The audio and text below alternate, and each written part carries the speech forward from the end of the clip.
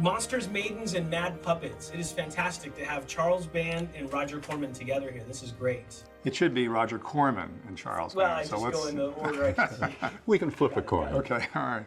You guys are mavericks. You are independent cinema at this point, which is fantastic. And having you two together is great for me and the fans of this. So combined, you guys have done over 1,000 films. How is that possible? That's navigated crazy. the impossible to predict landscape and change and audience taste distribution. You really have just gone through and survived it all. So I want to start with the question with Roger here. Talk about some of your modern stuff. Sharktus.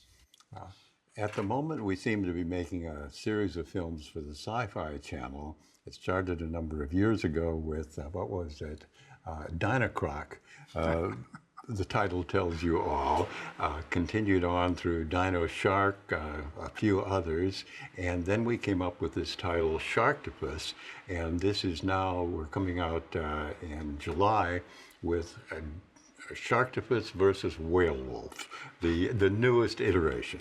And Charlie, you've just done, we were talking a little bit about Evil Bong 420. What are you up to right now? Well, you know, listening to those titles, Evil Bong 420 doesn't sound that crazy anymore. I was thinking, you know, well, we're just, you know, we're continuing the franchises. They're the ones that, you know, people seem to like. The more recent ones, Evil Bong, which has been a lot of fun. We just tied it to an event, 0420, a National Pot Day. So the movie premiered. It was the first movie, I think, technically, to premiere on a number of streaming sites. Tied to a date, sort of a streaming event. And everyone did a great job. Hulu did a great job. And a lot of people on 0420 watched Evil Bong 420. So I know we have to make another one because it was actually the fourth Evil Bong. And the title of the next one's still trying to be inventive and clever. Since it's the fifth Evil Bong, is Evil Bong High Five. Okay, so Yes. I mean, it kind of makes sense. So Evil Bong, we're working on another more recent franchise, The Ginger Dead Man, which started off with Gary Busey playing a real pissed off cookie. I mean, you know, kind of perfect. And then we keep breathing life into some of the older franchises, especially Puppet Master, which we'll be making our 11th Puppet Master this year. Sounds crazy. So, you know, it's all that stuff that's current and we're producing. Now let's go back, take us back. You were actually born into this stuff. I With your was. father. Were you aware of Roger's companies and AIP and Allied Artists? At age 5 or 6, I forget which, my dad, who at the time was working for John Huston, they had made movies like The Red Badge of Courage and The Asphalt Jungle. They discovered Marilyn Monroe, who became a close friend of the family's for a while, and I'm told she babysat me one night, which, true or not, it's true in my mind. Must have been a big night. It was a great night. And I've actually expanded the story to say maybe she even nursed me, you know. So one can always You think. can always believe something. That's right. But she was hanging with Joe DiMaggio at the time, and there's great shots of my mom and dad and Marilyn and Joe going out to dinner. Anyway, my dad took us off to Europe. I was, I think, 5. My brother was 3, and what we were told is we're only going for a year. We're going to go to Paris, see how things work there. Then your dad may go to Italy, Hollywood on the Tiber. There was action there, and that year turned out to be about 15 years. So I really grew up outside of the U.S. and so was somewhat culturally deprived. You know, I wasn't able to see a lot of the movies I would have seen if I was in the States. But we forget today how, you know, how easy it is to access movies, you know, and how easy it is to understand who the filmmakers are. Back in the day, you know, you would eventually piece together, with the help of magazines like Famous Monsters of Filmland, you would figure out who are the filmmakers. But I was in Italy, so there was no television. There was one channel that turned on at 5 in the afternoon and went off at 11, so that was not much. And the only show I remember watching was, I think they showed, of course in Italian, reruns of The Twilight Zone, but there was never any cinema or movies. But once in a while, in one of the revival houses downtown Rome, they would play sci-fi fantasy movies, so I saw some of Roger's films back in the day. This is the early 60s. And of course, I saw them all in Italian. So I had to rediscover a lot of these movies in their original language, you know. But yeah, I grew up on a movie set. My dad made movies in Europe, and it was great. Roger, can you talk a little bit about the 60s? What was it like as an artist and a producer back then? The 60s were possibly the most interesting time for independent production. The power of the major studios was slightly starting to wane, and the cultural ferment, the civil rights movement, the anti-Vietnam War and everything, and brought up a rebelliousness, a youth culture. And the films I was making, starting with, at the beginning of the 60s, the Edgar Allan Poe pictures, which were sort of classic horror films, but geared to a young audience, did very well. And then I decided to move away from studio work, go out into the streets and reflect what was going on at the time. It started with a picture called The Wild Angels, the first of the Hell's Angels pictures, which actually was the opening night of, speaking of Italy, the Venice Film Festival.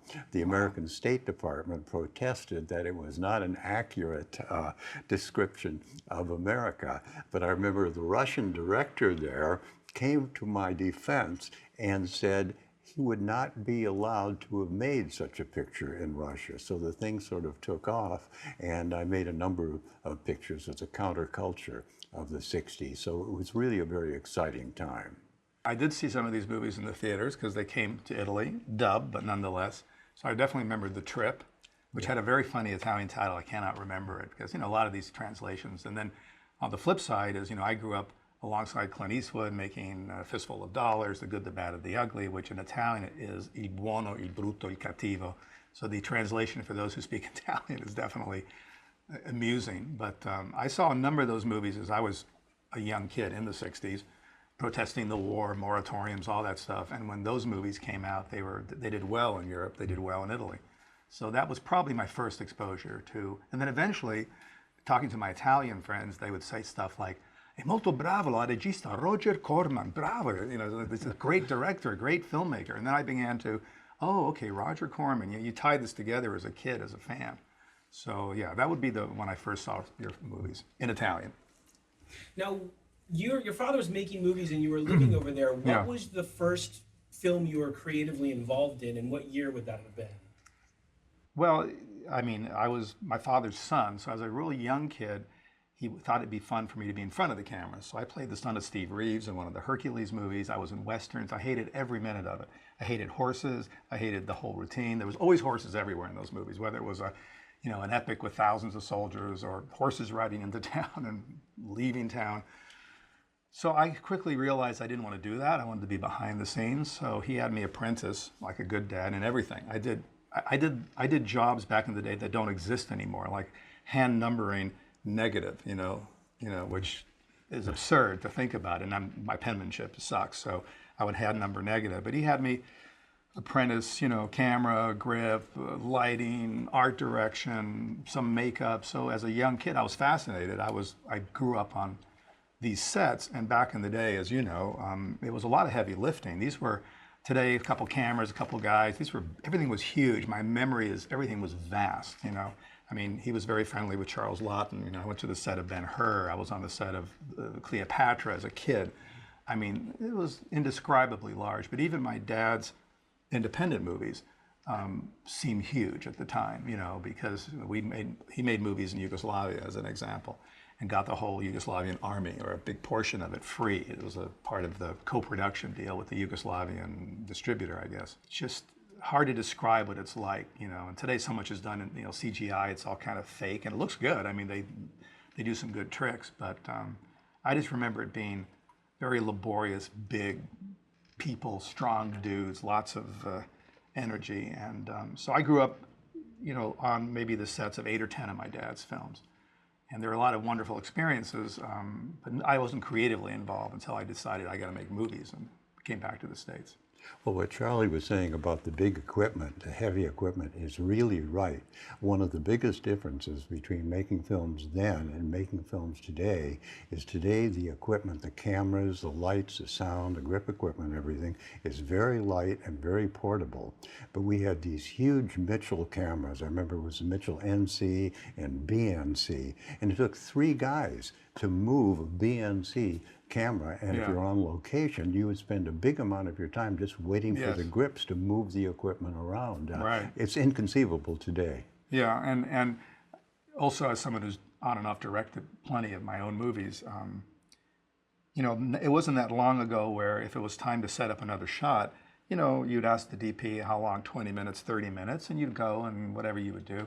Now, 3 minutes later, the camera's there. It's 3 guys, 4 lights, and we're off and running again. And it's cool. But there's also a discipline that I think existed back then, and it was just a different rhythm. I mean, you eventually give up things that you like, organic things. Like I love to the last minute cutting films. The actual editing of film.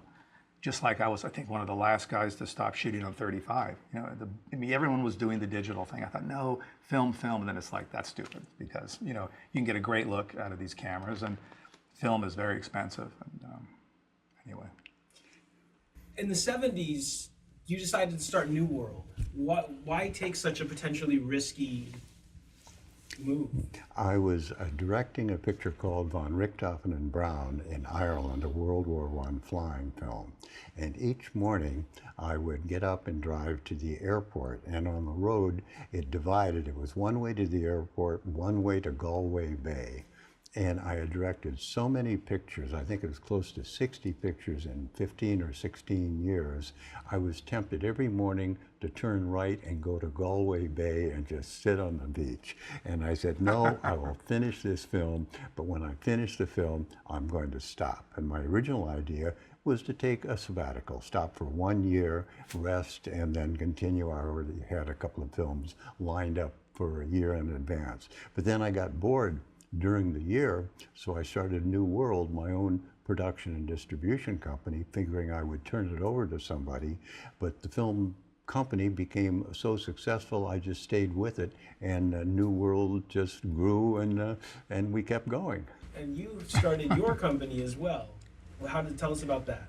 Well, the first company was called Empire, and that's back in, we were all punch drunk with the video business and the success of all these movies. I'd made films. During the 70s, there were films handled by other distributors, and you eventually learn that you're not going to get much of a return with someone else, working on the accounting statements. So by 1980, I thought it was time to move into doing my own distribution. And there was a couple of movies that all happened the same year. I had made a movie called Parasite. It was Demi Moore's first film, sold it to Afghan Embassy. That was a very profitable exercise, in the first 3D movie that I'd made. And I became friendly with Bob Ramey, and Roger and Bob go back as well. And then Bob briefly moved over to Universal. He was head of production at Universal, and I happened to be shooting another 3D movie called Metal Storm, and he got wind of it. We were like 2 weeks into this 4-week shoot, which now sounds like a luxury. And he gets in touch. He says, can I see some footage? Because it's 3D, and I'd be interested in maybe picking it up for Universal. And I said, well, we're literally just shooting. He said, well, we've equipped 3,000 screens for Jaws 3D with the whole silver screen. It was a very expensive process back in the day. And he said, we'd love to have another movie just to drop in there after Jaws 3D ran its course. So we quickly rushed and put some scenes together. Not like today where you can do all sorts of quick embellishments. But when you're in the middle of a shoot back in the days of 35 and you have to put together 20 minutes or something at Universal to check out, it was an endeavor. Sent the reels over, and within 24 hours, Bob calls and says, I'd love to make an offer for the film. And I was kind of cocky at that time. I said, well, is this worldwide or just domestic? He said, well, we could live with North America, which was really smart too. And we did the deal, and it was a lot of money, for a small independent. And it was really with that money and then the success of a movie I did called Ghoulies that I was able to start Empire, and I was able to fund a number of the movies I made in the 80s, because the requirement back then, as you remember, is you also had to do a certain amount of P&A to get the right advances from the video companies. P&As are prints and ads. So in order to get the big dollars, you had to take your movie and release it, whether it was regionally or even nationally. And if you had a $2 million P&A commitment, meaning you had to spend and show you spent $2 million theatrically, you would hope and pray that most of that came back, but then your video advance would cover the downfall and your production cost and then some. So we had a huge deal with Vestron Video in the 80s, made, I don't know how many movies, maybe 30 movies as Empire. So much so that I bought the ex Dino De Laurentiis studios in Rome, which was, a dream come true. Again, punch drunk is the key word, because, you don't know, it's great, money's coming in. You never think that the video business is going to change. And that's really how I started, being able to fund these films and we're making 8-10 movies a year, And of course, it allowed me to make films in my favorite country, Italy. Also, the States is my favorite country. But Italy is a great place to go. So, I mean, I was shooting movies in Italy, got a place in Italy, had the ex Dino De Laurentiis Studios, which was a 100-acre facility with huge sound stages. They shot Barbarella there, the Bible. I mean, this was a lot of historical bones in that place. And then towards the end of the 80s, it all fizzled because the dollar, which was extremely strong, became weak against the lira. We figured out one day, someone said, you know, Charlie's costing you more money to make movies in Italy than making them in your own backyard, which I hated to, I hated to hear that news. It's like, really? And then for a lot of reasons, we sort of folded up Empire. So Roger, how did the advent of home video, how did you embrace that?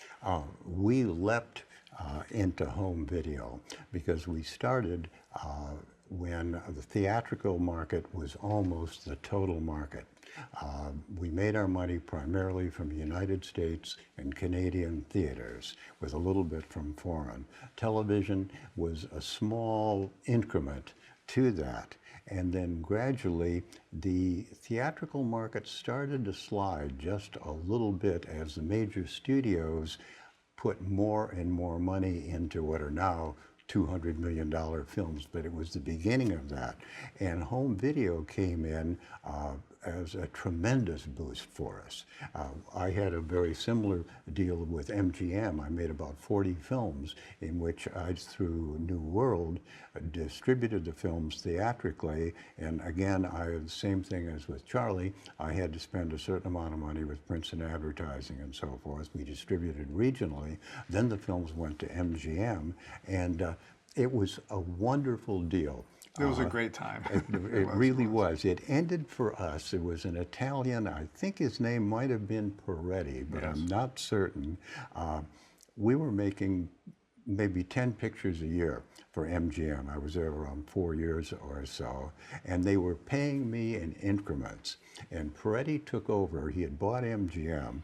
He took over the studio on December 1st of this 1 year, and they were paying me in installments, and the installment didn't come in that week. And I paid no attention. My accountant called them. They said, well, it's a transition. And nothing came in the next week. And then for a couple of weeks, nothing came in, and they started to owe me a fair amount of money. And I thought, well, wait a minute, this is starting to build up a little bit. So I called the guy in charge, I've forgotten his name, at MGM, and I made up an excuse. I said, I know it's a transition to the new Italian ownership, but I need the money because I have Christmas bonuses to pay for everybody. I've got to have this money to pay the Christmas bonuses, which of course was nonsense. And they said, don't worry, Roger, you'll have the money for Christmas. Christmas came and went. I didn't get the money. So I thought of, what should I do now? I called them again and I said, I'm giving everybody raises January 1st. I've got to have the money by January 1st. They said, Roger, you will have the money. You can see where the story is going. They never paid me the money. We went to court eventually, and it's very involved that the new Italian treasurer of MGM started lying on the witness stand. And the lawyer for MGM was a perfectly decent guy. He couldn't believe it was happening. And the judge said, I'm going to stop this trial. I suggest you settle this. And what the judge was really saying, it's clear to everybody that your treasurer is lying under oath on the witness stand. And that ended the deal with MGM. I finally got my money, but the deal was over with. And Peretti, as I understand, is in prison somewhere in Europe. That's an amazing story. I knew part of that, but wow. So did anybody ever get Christmas bonuses then? Or? Well, they got the bonuses. They even got raises. I mean, I was paying the money, but I just wasn't getting the money. Well, not to get off on a bizarre tangent, but what happened during the 80s to a number of companies, either directly or indirectly, all these, Peretti especially, they were all involved with a bank in the Netherlands called Credit Lyonnais. Yes. And Credit Lyonnais also funded Empire and funded Canon and a number of other companies at the time. So, here I am, at least, with my company having a big bank line of credit. They facilitated the deal with Dino De Laurentiis, purchasing the studio that he, quote, no longer owned. They were moving the chess pieces around. And then as the 80s were ending and all this fiasco was going on, including Peretti, that they backed for a while and found out he was, probably not the best guy to back, it all kind of ended and crumbled, and Credit Lyonnais took a huge hit.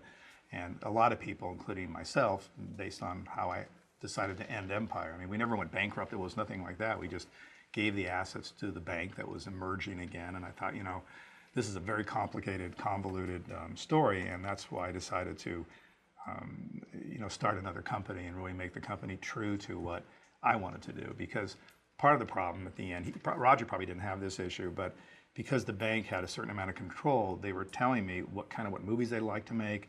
They at times would come over with a movie and say, listen, this is a movie made by another one of our colleagues. Can Empire distribute it? It would be really wise of you to distribute this movie. And it wasn't even a movie that was in the genre that we were known for.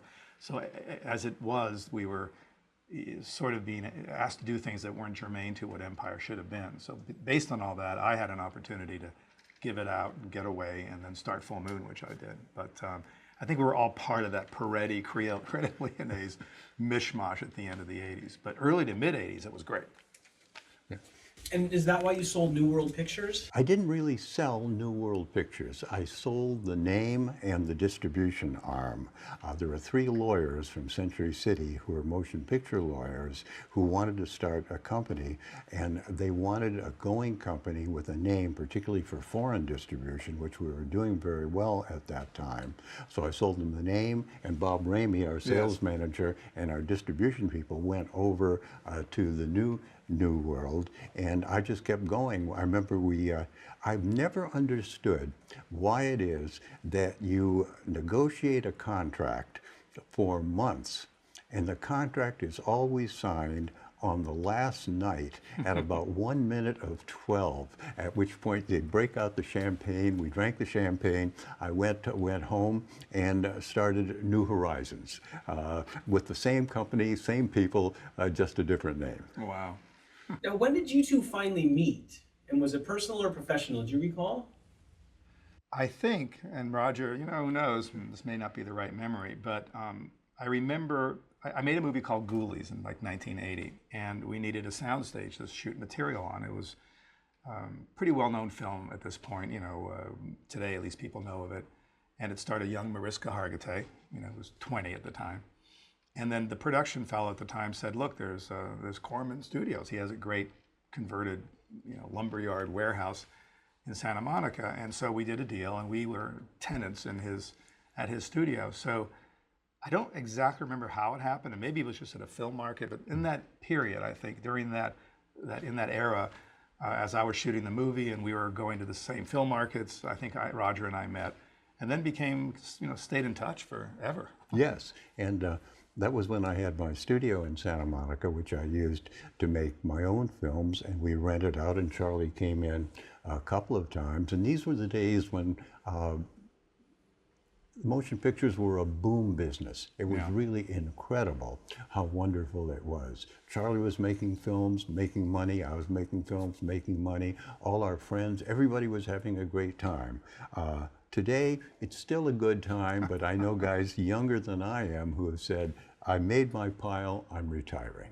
It's rare to find anybody with a pile left. That's Yes, exactly. That's the start. But just as a funny sidebar, so I made this movie called Ghoulies. Now, I had already made Parasite in 3D and Metal Storm. So many people don't know this. We actually shot the first few days in 3D. And then I thought, you know, I may distribute this myself. This may be the first film that I actually distribute and not go through a distributor. So I better not hassle with the whole idea of the silver screen and the glasses. So about a third of that movie was shot in 3D. Of course, no one's ever seen it because we never finished it that way. But after the film was done, I was sort of convinced by a close friend of mine who was a master trailer maker at the time. He made the original trailer for Star Wars, and it was a close friend, unfortunately passed away a few years ago. And he was a real proponent of my doing my own theatrical distribution, which I had not done.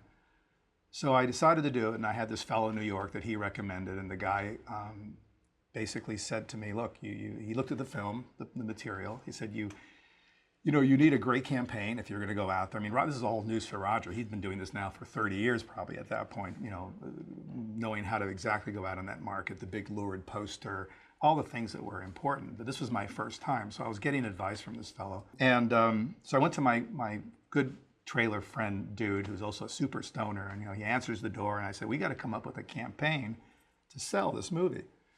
And he goes, well, let's come on in, let's smoke a bone, let's figure it out. And I'm not a kind of a weed head or anything, but I did what I could to be part of the party. And hours later, he sits up, he goes, I got a great idea, I got a great fucking idea. I go, what is it? Why don't we show the ghoulie coming out of a toilet, and the copy line could be something like, they'll eat your ass.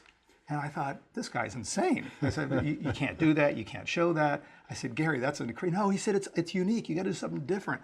I said, well, by then it was 5 in the morning, I went home, and then I woke up later, I thought, copy line can't work, but the image of a ghoulie coming out of a toilet, definitely not been seen before. So I called him, and just before I got into it, he goes, I got a better line, you can get away with it in the newspapers. I said, what's the line? They'll get you in the end, okay, more clever, no word ass. So I quickly, shot a scene for the movie with a ghoulie popping out of the toilet. It didn't exist. I figured you got to at least have a moment in the movie where that happens. We did a photo shoot. I myself went down, bought a toilet, which first time ever, and the last time I ever bought a toilet. Got the effects guy, got the ghoulie, did the shot. The guy in New York was a little worried. He was booking 100 theaters in New York, Manhattan area. And it was a huge shot. It was $250,000 shot, basically. Had to make the prints, about 100 prints. That was about $120,000. And there was a few $100,000, I think, for media. And the guy said, you better get the right rating. If not, we won't be able to play these spots. And you better get the MPAA, who ruled everything, to approve your poster. It's a funny looking poster, but they may not want to have a ghoulie coming out of the toilet. So make a very, very long kind of amusing story short. I went to the MPAA myself. Now, I had by then maybe made 8 or 9 movies, and they were familiar with my movies, but it was always another distributor bringing the movie in. So I went myself in my best, I'm begging for mercy suit. I knew the gal, and I said, look, I have a great booking in New York. It's 4 weeks away. Here's the movie. Here's the poster. Please, on Monday, if you can give me the rating, because we have to book TV. And she said, well, what are you looking for? I said, well, it's kind of a soft R. It's got some blood, but it's kind of a comedy, which it wasn't, I said, it's kind of a comedy. Look at the poster. And I was nervous she would shoot the poster down. Long story short, I call on Monday. I was nervous as hell because this is my friend. We had all this money tied up or about to be tied up. We already made the prints, I think. She said, most of my colleagues who would look at this over the weekend, or we paid an extra charge or something, weren't around. And she said, I think I see the humor in your film. It's definitely a weird one, but we'll give you the rating and we'll give you a green band TV spot trailer thing. I forget what it was back in the day, which meant I could play that TV spot, which ended with the ghoulie popping out of the toilet. They'll get you in the end, during like cartoons, Saturday morning cartoons. So it was a complete faux pas on the part of the MPAA. So we went to town, we booked the crap out of it. We spent more money. Somehow I borrowed and got those TV spots literally all over the place. And as the date approached, that Friday night opening, my guy said, there's a good buzz. He said, I think it's going to do well. Keep your fingers crossed. He said, I'll know 3-4 hours into your first screenings exactly within 10% what you're going to do. I go, really? He goes, yeah, it's a science, I can tell you. So I was waiting for that call, and he calls me up that Friday night, and he said, you have a huge hit on your hands. He said, there are people around the block. It worked. It's amazing. You'll probably take $1 million net out of this market, and then you can take the prints and roll them around. And I was like delirious, So I walked in Monday morning. The receptionist in my little office of 6 or 7, she has a long face, and she goes, Charlie, it's really bad news. I go, bad news? I mean, I was dreaming all weekend of making movies. I had 9 pictures I was going to green light. It was going to be, She said, you go in the mailroom. There's some bad stuff going on. And she was all nervous. And then I went into the mailroom. There was another gal there who I remember was extremely unattractive. And she looked at me, and her eyes were kind of watery. And there was a pile mainly of telegrams. This is before email. This is like you got like telegrams. And everyone was the same.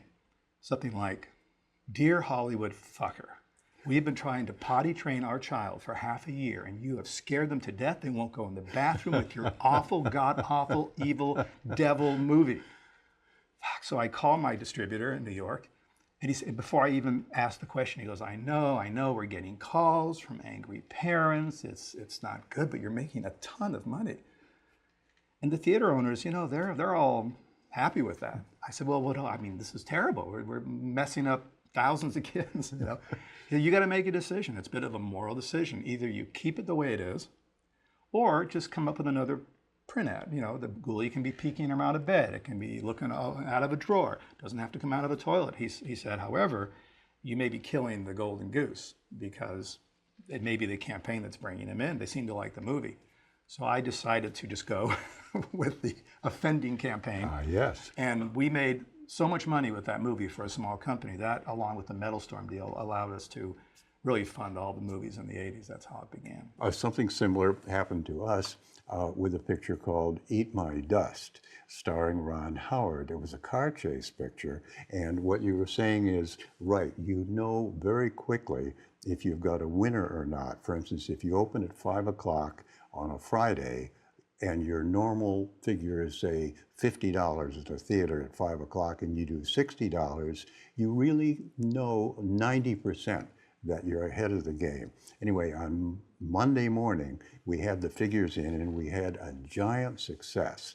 And I called Ron about 11 o'clock because he had a piece of the picture. And I said, Ron, good news. We've got a big success. You're going to make a lot of money off your percentage. He said, I already know that. I've been waiting for your call. I know you're going to want to make a sequel. I want to come right in and discuss it with you. So I said, fine, come on in, Ron. We're definitely going to make a sequel. So he said, when an actor has a success in a picture and they make the sequel, he always asks for more money. He said, I will do the sequel and I will not ask for any more money, and I'll do another job for nothing. And I said, what is that, Ron? He said, I'll direct the picture too. I said, Ron, you always look like a director to me. And that led to Grand Theft Auto, which was Ron's first picture as a director, in which we scored twice. It was a big success, and also a video game company stole the title, even the advertising campaign, and I sued them and they settled out of court. Again, it's an example of knowing right off the bat where you're going. Exactly. That's a great story. Great story. Ron Howard, man. We opened up for some fan questions, so they would submit and things they wanted to ask. But before that, I want to know, do you guys have any questions you want to ask each other before we kind of get into that? We talked a little bit, and we had a couple of questions, and the questions we could maybe answer here, but we thought we might have lunch and answer them in more detail, which is the changing face of motion picture distribution. Today, it's easier than it's ever been to make a motion picture with a lightweight, portable, digital equipment. The making of a film is far simpler than it used to be, but distribution is becoming more and more difficult. And the question which I would ask Charlie, and I don't think either one of us has a real answer, is what do we do in the changing face of distribution? Well, first, we do what we've done for all these years combined, maybe 100 years combined, it's possible. You just keep soldiering on, because even though this is definitely probably the most difficult lull in a way and hardship for people who are making movies, because up to very recently, this business was driven, as we've been talking about it since, I guess, 1980. Prior were the theatrical days, and Roger was a master at exploiting. At the end of the day, you would make your money by the ticket sales. It was a pretty simple world compared to where we are today. And then from late 70s on, it's been the world of video rentals. And that really has fueled our businesses for 3 decades. We even towards the end of the Blockbuster warehouse era, we would be on these deals where you would have a rev share deal, which is basically, we would probably see about $1 for everybody out there who rented one of our movies. And first it was a sale business where you just made a sale to Blockbuster or any of the video stores, and you would net out enough money to make your next movie. Then towards the end, they figured ways to maybe share a bit more of the upside, but not to advance the money, so you would have these rev share deals. So the best way for people to understand the difference between a few years ago and today is those rev share deals netted us out about $1 a rental turn. Again, someone rents a movie, $3, $4, about $1 found its way back to the producers, filmmakers. Today in the digital world, since all these stores are out of business, no Blockbuster, no Hollywood, my local Blockbuster is a laundromat, so that's the end of an era. You get your movie up on, let's say, a site like Hulu or any of the streaming sites, and they call it now a view. It's not so much a rental turn. And you get probably on average of 6 cents a view is what we see. from people watching our movies. So you can see the massive difference between $1 and 6 cents.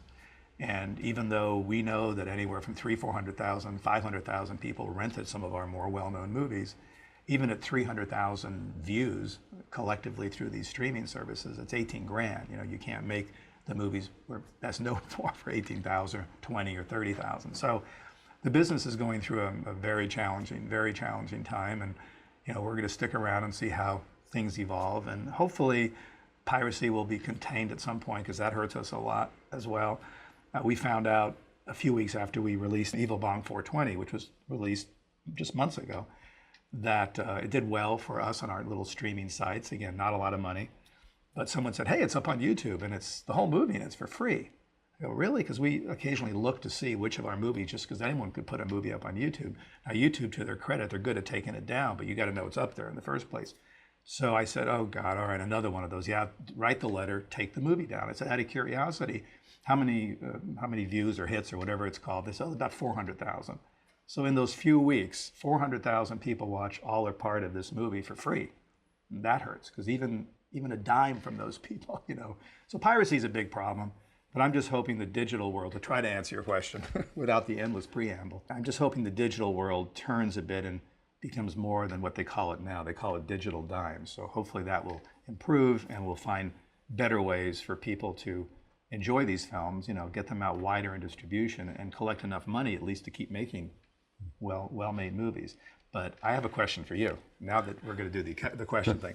Mine is much more organic and simpler. And all right, so back in the old days when you started this, what really motivated you to become a filmmaker and an entrepreneur? I mean, what was it? Because, you know, I talk to people who are in the rock and roll world, and sometimes they say, I just thought it was I'm kind of a nerdy guy, and I thought it'd be a great place to meet chicks. So I mean, was it meeting chicks, or what? In the early days when you started making your first movies in the 50s, I assume, what was it that excited you? Why did you get up and do all this? I simply loved the concept of making motion pictures. I was the film critic of the Stanford Daily and the Daily University paper, and in writing the reviews, I had to analyze the pictures, and I started to take motion pictures more seriously in writing the reviews. And I was an engineering major. My father was an engineer, and I thought I would follow in his footsteps. So I was sort of the failure of the Stanford engineering class that year. I got the worst job of anybody in the class. I got a job at 20th Century Fox as a messenger, riding a bike around the lot, delivering the mail for $32.50 a week. Wow. But I was in the motion picture business. Absolutely. Damn right. And moved from there. That is great. That's a great story. So it was the love of making movies and the love of cinema. Yeah. The no chicks part of that? Wasn't it also a good place to meet like pretty girls? Yes. Okay, come on. A simple, straightforward answer, yes. Now, for both of you guys, this is getting into a fan question now. Was there ever a film whose reputation or whose reception surprised you, either positively or negatively? Is there one that just, for whatever reason, stands out? The one that stands out for me was The Wild Angels, the first of the Hells Angels motorcycle films of the 60s. I'd been doing the Edgar Allan Poe pictures in the studio. I wanted to go into the streets and shoot what was contemporary, and the motorcycle gangs were very big at that time. As a matter of fact, a friend of mine called me the other day and said, Roger, maybe it's time to go back to the motorcycle gangs. They're killing each other in Texas. We might do it, as a matter of fact. And the reception was incredible. I remember the first week, AIP distributed it, and I think one drive-in had done $23,000 in 3 days. The Angels had come themselves with their motorcycles and sat on their motorcycles in the first row to watch the picture. It was at that time, somebody told me, it was the biggest grossing independent picture ever made. The record did not stand long because a picture I was vaguely connected with, Easy Rider, came out with the same guys, Peter Fonda and Dennis Hopper, and broke the record. But for a while, The Wild Angels was the picture.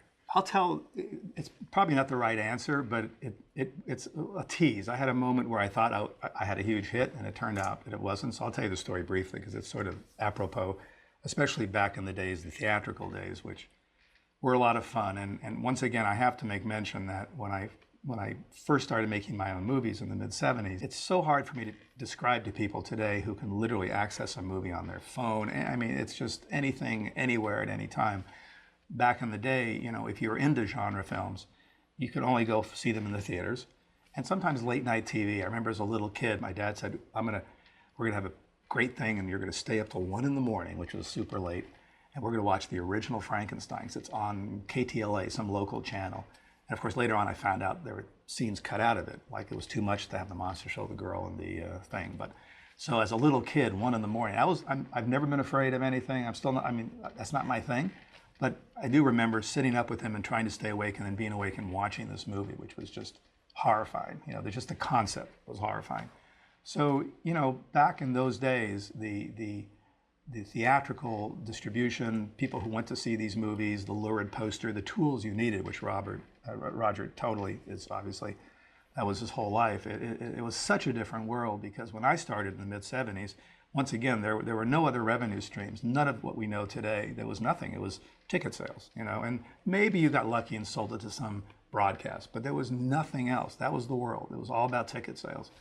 So anyway, my first movie, before I decided I better let a distributor handle it, and then 8 years later, I decided I better not let a distributor handle it. I decided to four-wall the theater. Everyone said, take this movie and you rent the theater. And you don't have to worry about the distributor. You rent it, you spend money, do a little premiere, and if people show up, it's your money. You literally get all the ticket sales.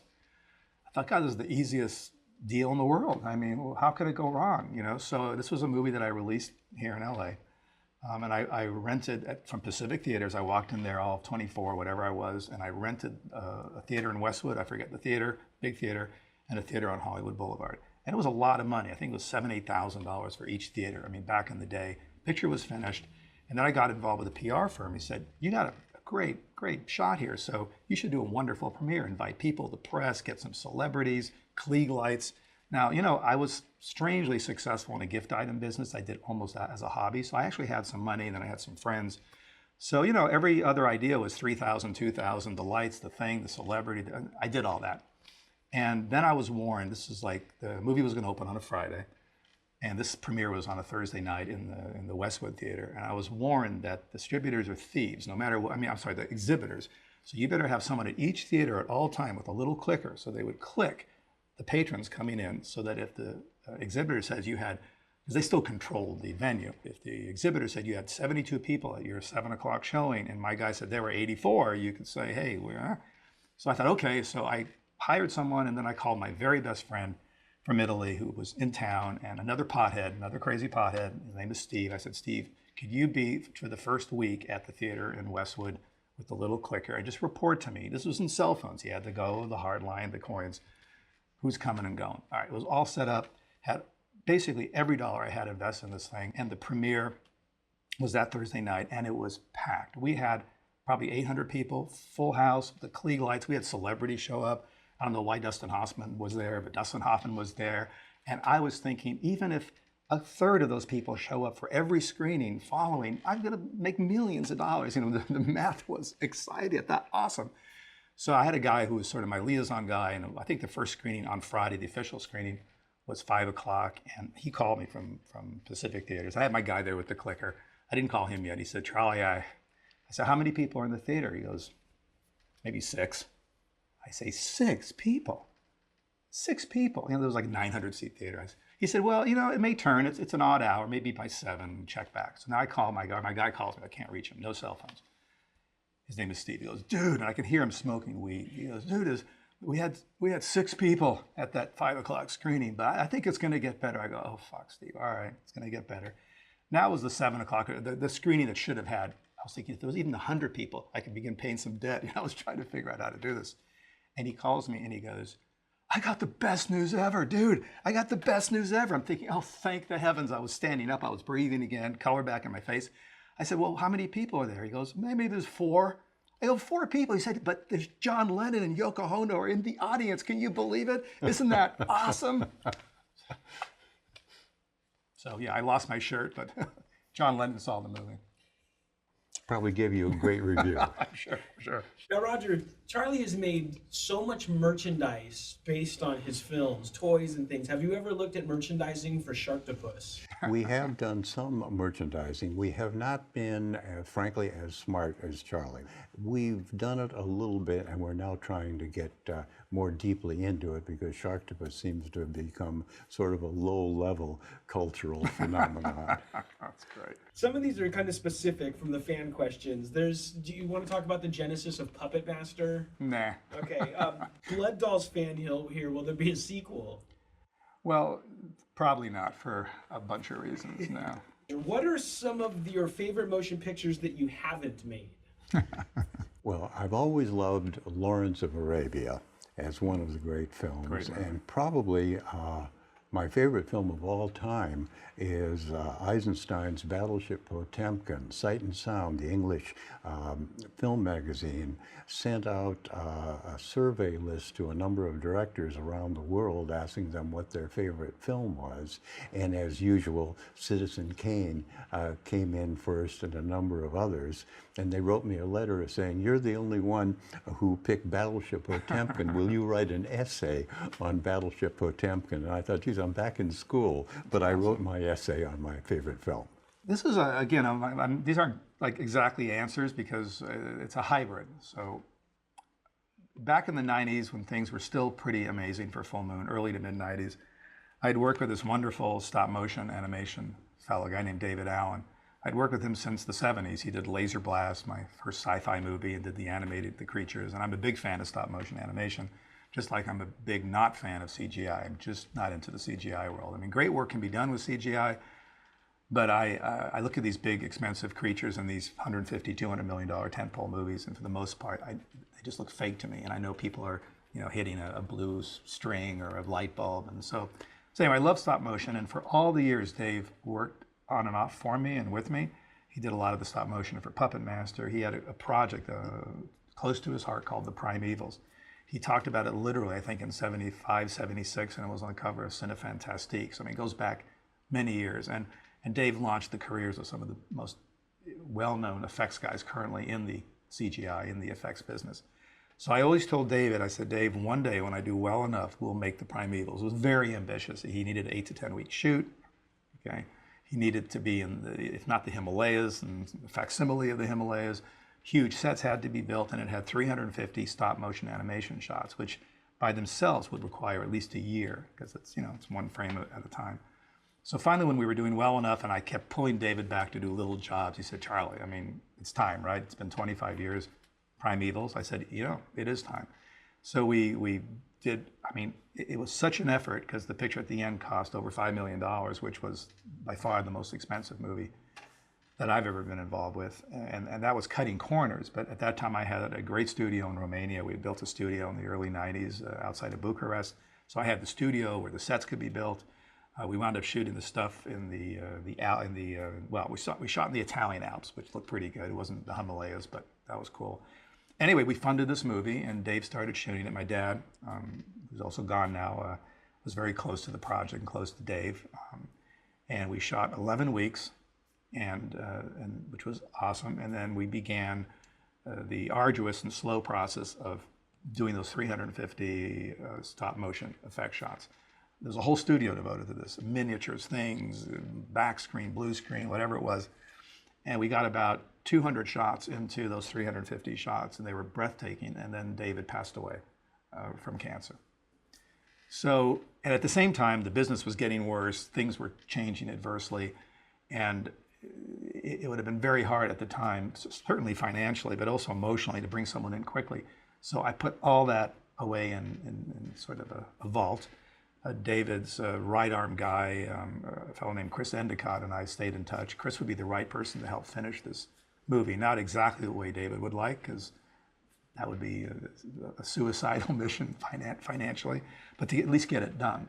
So it's a project that I hope in the next few years, God willing, we'll finish, because it'll be immediately a retro movie. It reminds one of a Ray Harryhausen film, so it's already 20 years old just to begin with, and that art form is sort of looked on as antiquated, but it's a great project that I want to finish one day. Who's the greatest actor you've worked with? I've worked with a number of very good actors. Jack Nicholson, Charlie Bronson, Bob De Niro, Sylvester Stallone, and I wouldn't want to put one above any of the others because they were all so good. But Jack Nicholson is somebody I've worked with over the years for many years, and he's a good friend, and I think one of the great actors in the history of motion pictures. I would absolutely give the same answer, because I've worked with not only wonderful actors who've become, big stars, whether it's Helen Hunt or Demi Moore or Viggo Mortensen, but I've also worked with so many wonderful actors who haven't quite broken through yet, who are equally as amazing. The alchemy of good timing, the right project, good luck. It hits very few, and there's so many other there's so much talent out there that never gets a chance. But I will say this, sort of in closing. I've always actually wanted to work with Roger. Okay, we can do it. We can still do it, but this has been amazing for me because, I really think as a kid I was just a real nerdy fanboy because I just was devoted to what I did, and I wasn't sort of I'm the only kid I know in the '60s who didn't do drugs. That alone is an indictment. But I've been watching your movies for so long, and it's been great. And if nothing else, we've done something together right now. We've talked about our careers, and I don't know if we've really made 1,000 movies. Someone would have to figure that out. It sounds, but we're close. We're in Hollywood. We can add a little bit, right? Yes, we're in Hollywood. Yeah. But thank you, Roger. Thank you so much. Charlie, Good thank friend. you.